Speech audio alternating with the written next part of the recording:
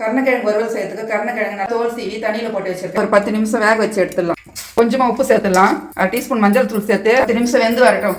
கிழங்கு ஒரு 3/4 வேக்காடு வெந்து வந்துடுச்சு. இப்போ எடுத்துடலாம். கருணக்கிழங்கு ஆறட்டும். அதுக்குள்ள மசாலா கலந்துடலாம். 1 ஸ்பூன் குழம்பு மிளகாய், தனியாத்தூள் 1 ஸ்பூன், கார்ன்ஃப்ளவர் மாவு 1 ஸ்பூன், புளி தண்ணியை கரைச்சி வச்சிருக்கேன், அது 1 ஸ்பூன் ஊற்றிக்கலாம். கருணக்கிழங்கு வந்து சாப்பிட்டதுக்கு அப்புறம் கூட நெஞ்சு சக்கிற மாதிரி இருக்கும். அதனால தான் புளி தண்ணி 1 ஸ்பூன் சேர்த்துருக்கேன். தேவையான உப்பு சேர்த்துக்கலாம். கொஞ்சமாக தண்ணி சேர்த்து கலந்துக்கலாம். கருணக்கிழங்குல மசாலா தடவிக்கலாம்.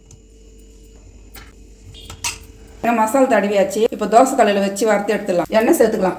கருவேப்பிலை ஒரு 2 கொத்து போட்டுக்கலாம். கிழங்கு சேர்த்துடலாம். சைடில் எண்ணெய் ஊற்றிக்கலாம் லைட்டாக. இப்போ திருப்பி விட்டுக்கலாம். கருணக்கிழங்கு நல்லா 2 பக்கமாக வெந்து வந்துடுச்சு. இப்போ எடுத்துக்கலாம். இதே போல் எல்லாம் கருணக்கிழங்கையும் வறுத்து எடுத்துடலாம். இப்படி செஞ்சால் மீன் டேஸ்ட்டில் இருக்கும் கருணக்கிழங்கு வறுவல். கருணக்கிழங்கு வறுவல் இது போல் செஞ்சால் சாம்பார் சாதம், ரசம் சாதம், தயிர் சாதம் எல்லாத்துக்கும் தொட்டுன்னு சாப்பிட்டா ரொம்ப டேஸ்ட்டாக இருக்கும். இதே போல் நீங்களும் செஞ்சு பாருங்கள். வீடியோ பிடிச்சிருந்தா லைக் பண்ணுங்கள், ஷேர் பண்ணுங்கள், சப்ஸ்கிரைப் பண்ணுங்கள்.